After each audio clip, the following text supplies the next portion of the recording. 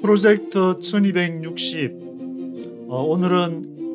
677일째를 맞았습니다. 오늘은 그 월스트리트 저널을 보다가 서플라이 체인이라고 공급망에 대한 기사가 나와가지고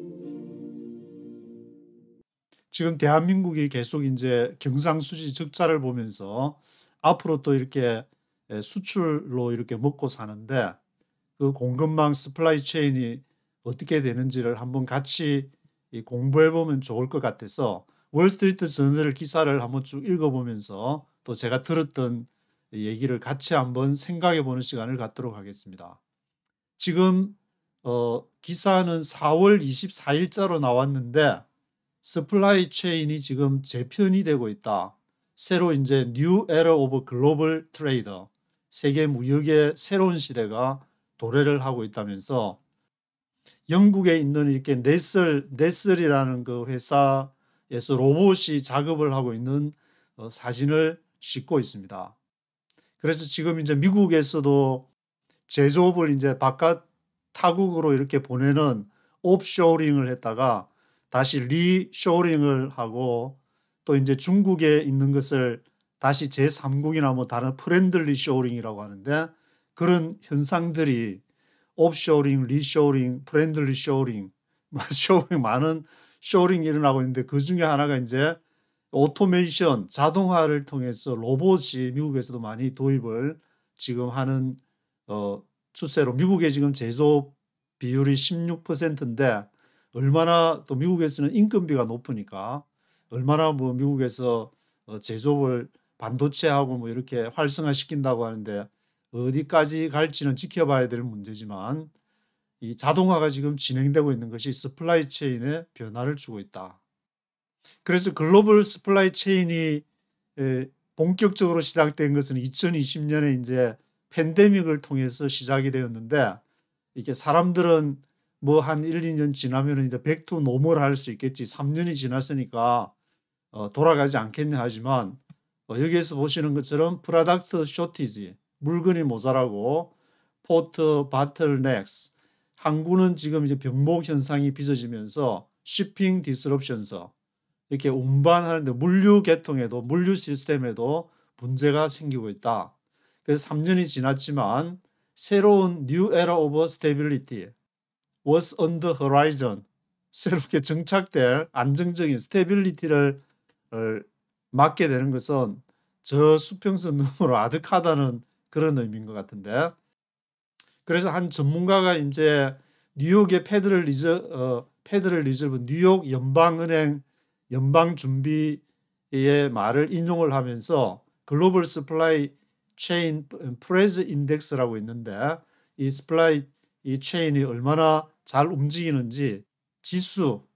압력 지수, 글로벌 공급망 압력 지수라고 해야 될까, 그런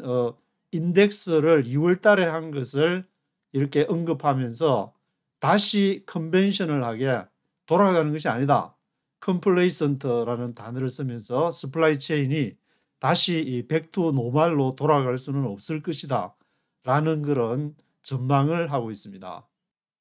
그러면 이런 변화들이 일어나게 된 그런 가장 중요한 요소와 또 영향을 미치게 되는 걸로 보니까 여기에 이제 지오폴리틱스, 지정학적이고 정치적인 그런 요소가 많이 자리 잡고 있는데, 물론 미중 이제 패권 전쟁을 하니까 아시아 쪽에 자리 잡은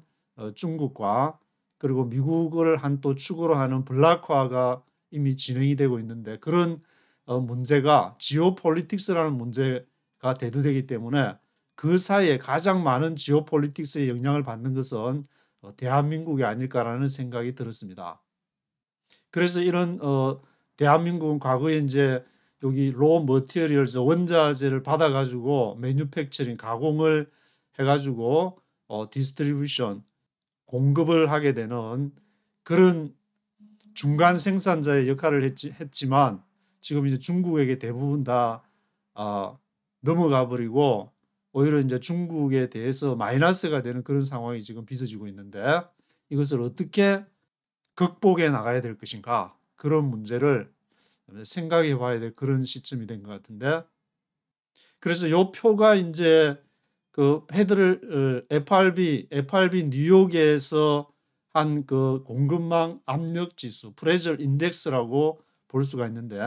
여기 보시면 이렇게 오다가 2020년 팬데믹을 맞으면서 그 압력 지수가 공급망에 대해서 막 압력을 받아가지고 와 힘들다. 이렇게 쫙 올라갔다가 다시 또 좋아지는 듯 했다가 다시 올라가서 지금 이제 많이 떨어지긴 했지만 이것이 다시 이대로 지속을 이 앞에 있는 이런 공급망의 그런 수준을 유지할 것인가 다시 돌아가기는 힘들 것이다. 그러면서 이제 이 공급망에서 중요한 지역들을 이렇게 얘기하고 있는데 여기 보시면 이제 인도, 멕시코, 또 미국의 남동부 그리고 동부 아프리카 그리고 카나다와 스웨덴을 언급을 하고 있습니다. 여기에 이렇게 언급하고 있는 지역들은 여기에서 이제 팩토리 그 공장들이 이쪽에 있으면서 이제 물건이 갑자기 이 쇼티지가 나니까 이거를 그 물건을 구할 수가 없어 가지고 이 물건을 구하기 위해서는 앞으로 다변화될 것이다. 물건을 이제 받게 되는 그것이 이제 요 아래에 있는 다이버시피케이션 스플라이어가 다이버시피케이션이 다변화돼 가지고 한 군데서만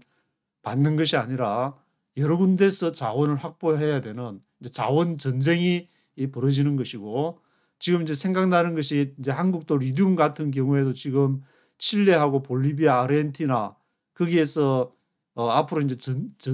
전지가 배터리가 이렇게 생산될 경우에 그런 원자재를 거기 50%전 세계 생산량의 칠레나 볼리비아나 아르헨티나에서 거기서 이제 많이 수입을 해야 되는데 거기에서 또 외교력을 이렇게 펼쳐야 되는 거기에서도 펼치고 또 유럽이나 또 여러 지역으로 다변화된 폴란드라든지 뭐 헝가리도 한국에 있어서 굉장히 중요한 어떤 지역이 되게 되고 중동의 뭐 원유나 미국의 저 가스 등등을 해서 요 지역들을 또 이렇게 한번 쭉 살펴보는데 이것은 아마 제가 보기에 월스트리트 저널 시각에서 강조를 한 지역 같아 가지고 구글 얼스에서 이제 한번 이렇게 쭉 보면서 생각을 해 보았습니다. 여기 이제 인도를 언급을 했는데 인도가 이렇게 중요한 것은 요 위에 이제 중국이 있지만 여기 히말라야 산맥이 있어 가지고 네팔, 부탄 이런 나라에서 중국이 인도를 이긴 적이 있지만 이 산을 넘어오지는 않는다. 그래서 인도 자체가 이렇게 어느 정도 공급처가 되고 여기 이제 좌측에 보시면 뭄바이도 요 기사 후반부에 언급을 하는데 여기 이제 애플 아이폰 회사를 여기에다가 이제 설립하기도 하는 그런 지역이 되는 것이고 그리고 멕시코와 미국 동부 지역을 언급을 했는데 멕시코는 저 캐나다와 더불어서 캐나다도 요 뒤에 이제 언급이 되는데 멕시코 지역에서 공장들이 지금 뭐 테슬라라든지 애플도 마찬가지고 여기는 뭐 중국도 지금 여기 들어와 가지고 미국에 바로 턱 밑에서 물건 만들어 가지고 미국에 좀 우리도 좀 팔아먹어야 되겠다. 그렇게 해서 같이 이제 경쟁을 하는 그런 상황이 벌어지고 있는데 여기 멕시코와 캐나다는 미국과 이제 FTA를 체결을 해가지고 여기에서 만드는 물건들도 이제 미국 내에서 만드는 것하고 관세 그런 측면에서 똑같이 쳐주겠다. 그러니까 지금 거의 테슬라, 애플 대표적으로 다른 여러 회사들도 인건비가 싸니까 미국에서는 인건비가 너무 높아가지고 물건값 자체가 미국에서 만들게 되면은 그 원가 경쟁에서 이미 상대가 안 되기 때문에 미국에서 멕시코로 지금 가고 있고 그리고 여기 동부 지역에서는 아마 이제 여기 이제 반도체나 뭐 알라바마도 있고 한국의 현대 뭐 기아라든지 또는 삼성이나 뭐 하이닉스 반도체들도 오니까 여기 이제 뭐 그런 걸 해서 미국 동부 지역을 언급한 것 같은데 그리고 이제 이 북쪽에 있는 카나다 지역도 같이 언급을 하면서, 카나다 지역은 제가 뉴욕에서 그 신문 인쇄하면서 보면은 큰 그 윤전기 돌리는 그 페이퍼 차량이 오는데,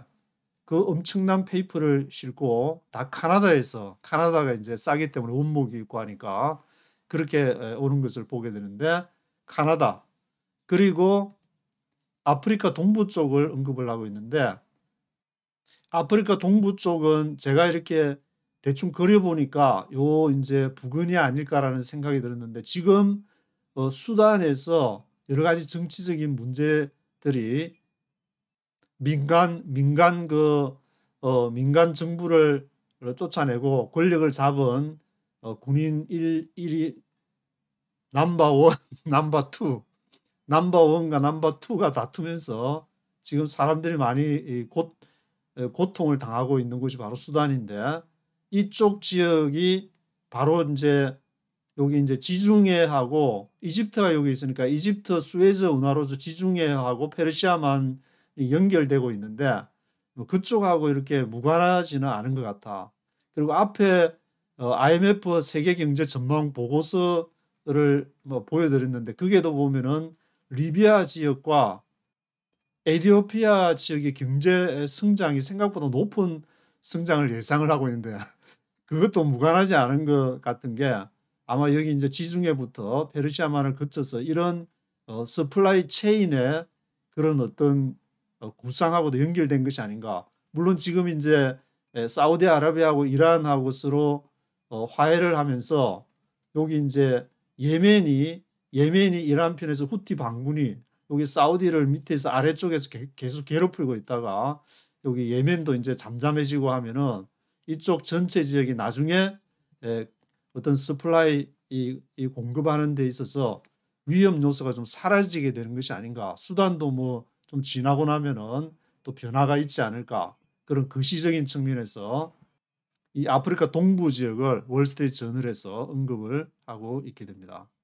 그리고 또 한 군데 언급하는 것은 이렇게 스웨덴 지역이 언급이 되고 있는데, 여기 이제 노스핀이 있어가지고 노르웨이, 스웨덴, 핀란드는 지난 4월 4일 날 나토에 가입을 했는데, 나토에 가입을 하게 되는 것은 30개 나토 회원국들이 전원 100% 동의를 해야 가입을 하는데, 1년 전부터 지난해 그러니까 2022년 한 5월 달부터 서류를 접수해가지고 한 1년 지금 지나서 이제 핀란드는 나토의 회원국이 됐고, 스웨덴은 가입을 하려는데 여기 헝가리하고 이제 튀르키예, 전에 터키였던 튀르키예가 한번 생각해보자. 계산 주판 좀 두드려보자. 그래서 지금 아직 스웨덴은 가입을 못하고 있지만, 지금 여기 스웨덴도 이렇게 앞으로 나토에 가입을 하게 된다든지, 또는 지금 현재로도 월스트리트 저널에서 굉장히 중요한 어떤 서플라이 체인의 중요한 지역으로 이 지오폴리틱스 차원에서 스웨덴 중요하다, 그렇게 언급을 하고 있습니다. 그리고 이제 그 나토 정상회의가 올해 7월 11일하고 12일, 7월 11일, 12일에 여기 리투아니아,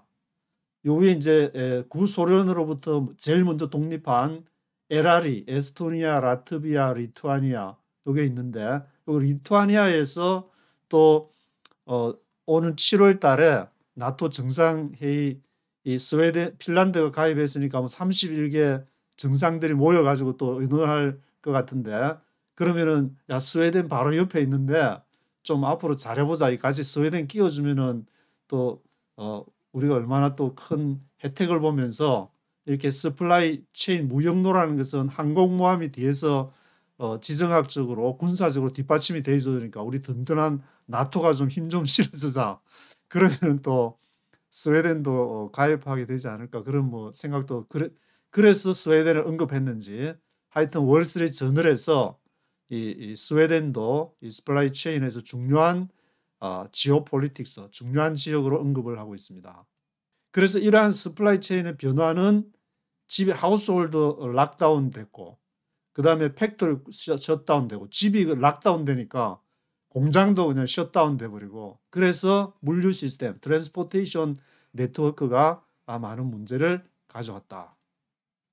그래서 2020년 그 팬데믹이 오고 나서 거의 4월이니까 한 2달 동안에 이 물류 시스템적으로 보면은 going back 25 years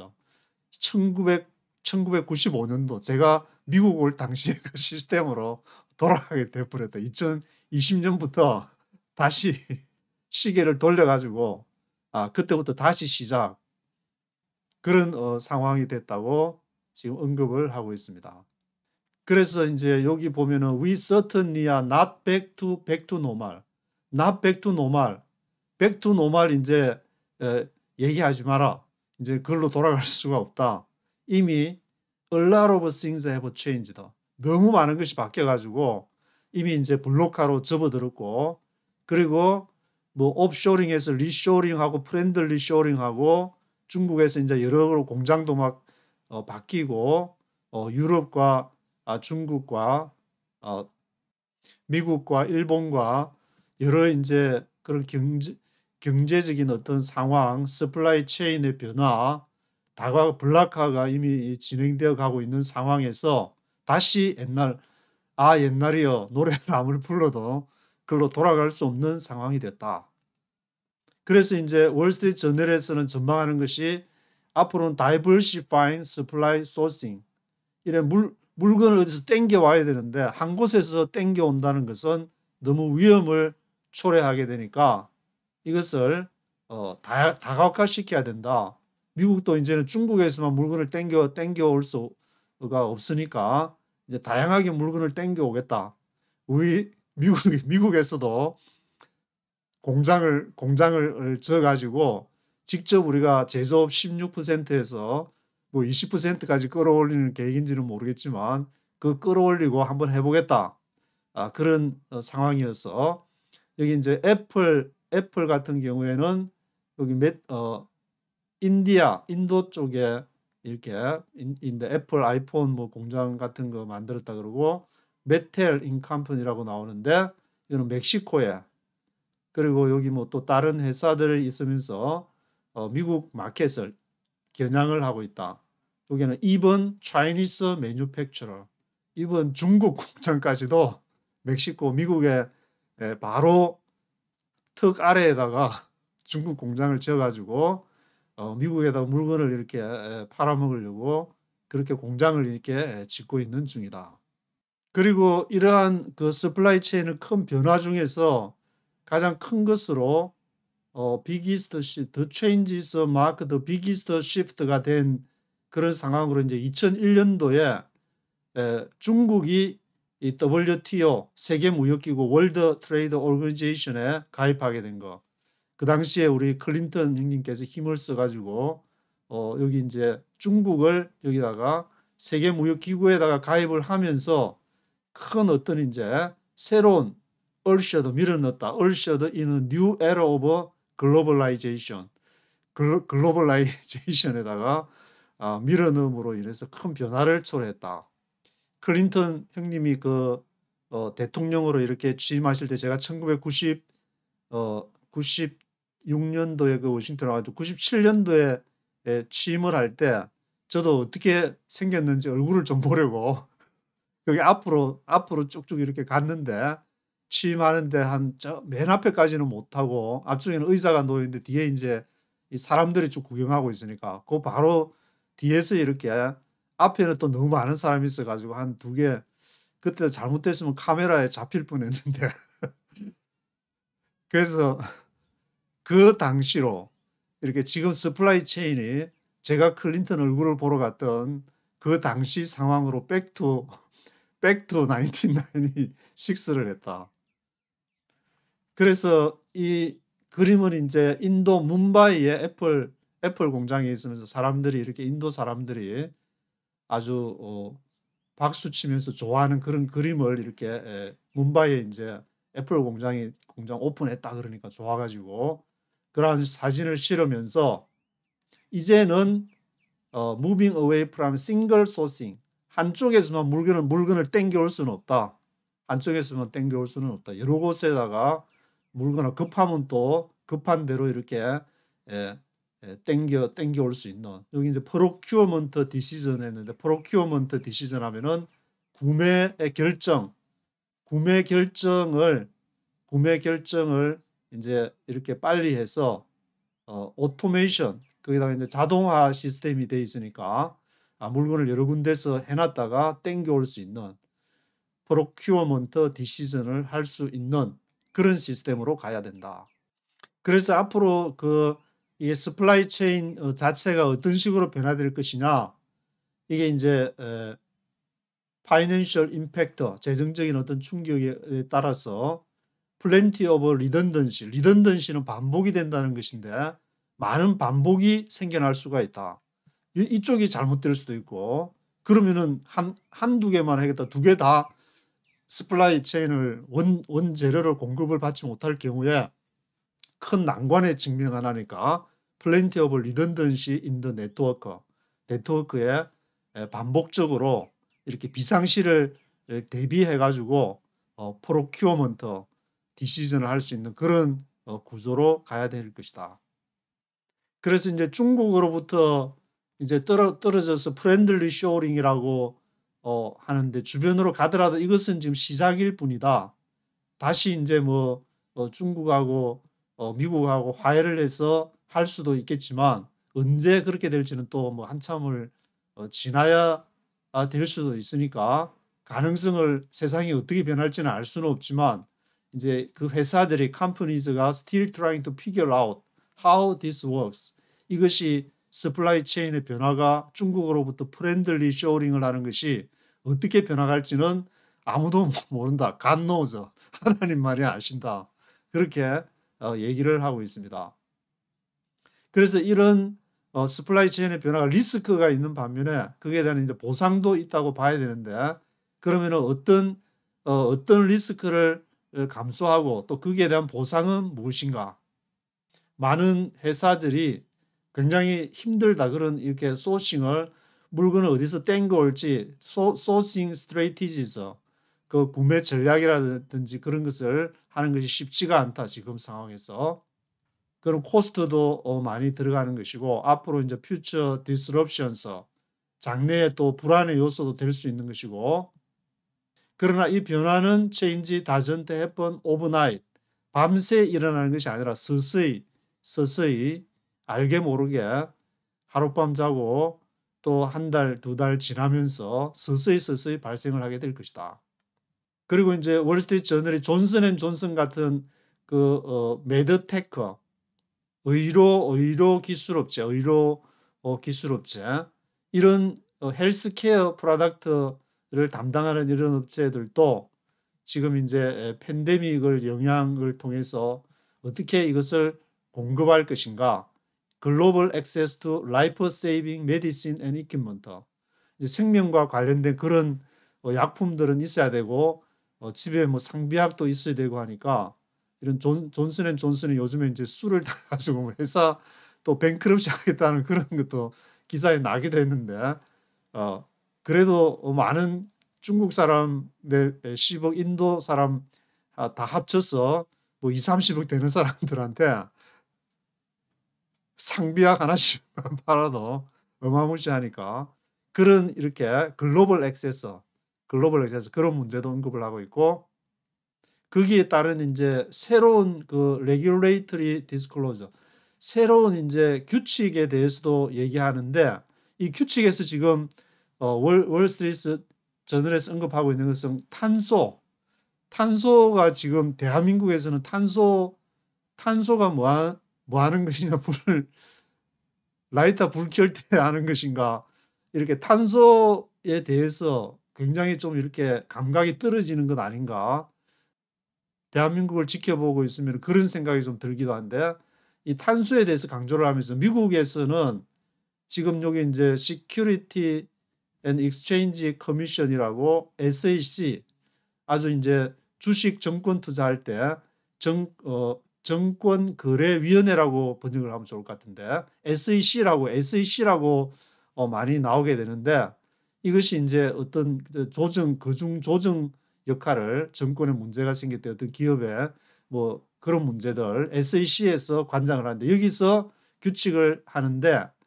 그 규칙의 기준이 뭐냐 이거 카본이 이렇게 나오기 때문에 탄소 배출에 관련한 것을 좀 대한민국 신경을 좀 많이 써야 되지 않을까. 우리하고는 상관없어. 그렇게 얘기하면 큰 어려움을 당할 수가 있으니까 여기 이제 미국에서는 이미 지금 이 탄소 배출과 관련해서 제가 요즘에 보니까 이제 뭐 태양광 설치하는 게 굉장히 많아졌는데 그런 태양광이 아니라도 뭐 그런 문제들을 탄소 배출을 어떤 줄이는 데 있어서 많은 국가적인 역량을 많이 좀 관심을 기울여야 되지 않을까 그런 생각이 들게 됩니다. 그리고 이제 스플라이 체인 스트레이티지에서 이게 공급망 전략을 어떻게 해야 되나 비용은 줄이고 효율은 높이는 식으로 랭시 프로덕트 쇼티지를 했는데 가장 오래 이렇게 물건이 딸리는 거 물건이 잠시 이제 단기적으로 딸리면은 좀 지나면은 뭐 일주일만 기다리세요. 물건 갑니다. 아니면 뭐 보름만 기다리라면 되지만 랭시하게 오래 프로덕트 쇼티지가 난다든지 또는 팩토리 아웃티지 완전히 공장이 그냥 다운돼 버렸다. 그런 경우도 있을 수 있기 때문에 이 recognized value in buffer stock 이 물건을 스탁 해놓는 그 물건을 이렇게 좀 없으면은 임시로 이렇게 할 수 있는 그런 물건이라든지 대체품이라든지 뭐 하여튼 전략적으로 그런 문제들을 생각을 해야 되고 adding multiple supplier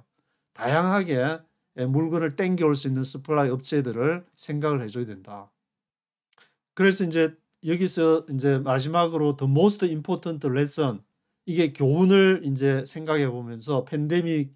이후에 기술에 이렇게 진보된 것에 적응을 해 가야 되는데 이것은 이제 빠르게 또 어떤 스플라이 체인의 공급망에 대한 지속적인 어떤 계속 충격이 이 lasting impact 계속적인 충격이 있을 것이기 때문에 거기에 대해서 무엇이 중요한지 뭐가 중요한지를 그걸 생각을 잘해야 된다. bigger impact will come. 더 큰 충격이 오게 될 것이다. 지금 이제 뭐 리세션이 온다고 하지만 이 월가 쪽에 이렇게 보면은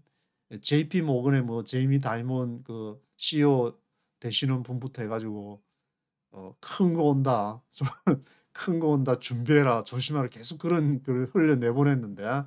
어떤 게 오는지 bigger impact가 오게 될 것이다. 그러면 이제 그때 대비해 가지고 과거의 방식으로 하면 안 되고 빨리 quickly reconfigured supply chain 공급망을 빨리 재구성을 해 가지고 어떻게 이 물건이 움직이고 이 물건을 또 어떻게 처분을 해도 어디서 또 필요한 물건들은 땡겨 와야 되는지 그것을 트리밍 프로덕트 라인을 자를 건 자르고 정리할 거 정리하고 리세팅 소싱 using other tools rebound from early shortages. 초기에 이제 물건이 동나기 전에 빨리 이렇게 준비할 수 있는 거라든지 그 공급망 라인 같은 것들을 잘 관리를 해야 된다. 그러면서 이제 마지막 문단에서 가장 이제 the most important lesson 이 the most important lesson 거기서 가장 중요한 것으로 how to be nimble 그들은 뭘 배웠는가 how to be nimble 하면은 이렇게 재빠르다는 말인데 nimble 재빠르게 적응하는 방법을 배우고 인간이 지금 인류가 태어나면서부터 지금까지 이제 생존해 오면서 여러 지구적인 위기도 있었고 뭐 전염병부터 지진과 화산 폭발 여러 가지 뭐 지구적인 재앙이 있었고 뭐 공룡 시대도 있었다 그러는데 지금은 이제 뭐 기후 변화 그래서 지금 이제 월가의 시각이지만 하여튼 여기에서 뭔가가 재편이 되고 있는데 저도 이렇게 읽어보면서 드는 생각은 지금의 변화는 과거에 이제 우리가 주식 채권 부동산이 있으면은 이것이 각각 위기가 하나씩 왔지만 지금은 채권을 발행하는 것은 이제 회사들이 주로 채권을 받고 회사의 문제 그리고 부동산의 문제가 동시에 오고 있다는 거. 거기다가 플러스 지금은 이제 암호화폐 해서 미국이 이제 달러 패권화가 약화가 되고 그리고 위안화가 뭐 우리도 한번 해보자 하면서 팔 걷어붙이고 너만 하냐. 그래서 이 화폐 문제가 같이 회사의 채권 문제 그리고 부동산의 문제 그리고 화폐 문제 그것이 이제 암호화폐 모양으로 만약에 CBDC라는 그 형태가 미국에서 이렇게 중국을 어떻게 견제한다든가 어떤 연유에서 CBDC를 하게 될 경우에는 또 새로운 차원으로 진입을 하게 되는 것이 아닌가. 그런 변화를 한 번쯤은 생각을 해보면서 이렇게 될 수도 있겠구나. 그렇지만 뭐 아닐 수도 있겠지만 한번 이런 걸 보면서 대한민국이 앞으로 어떤 길을 가야 될지를 생각해 보는 것도 좋지 않을까 하는 마음에서 한번 말씀을 드려보았습니다. 오늘 여기까지 하도록 하겠습니다.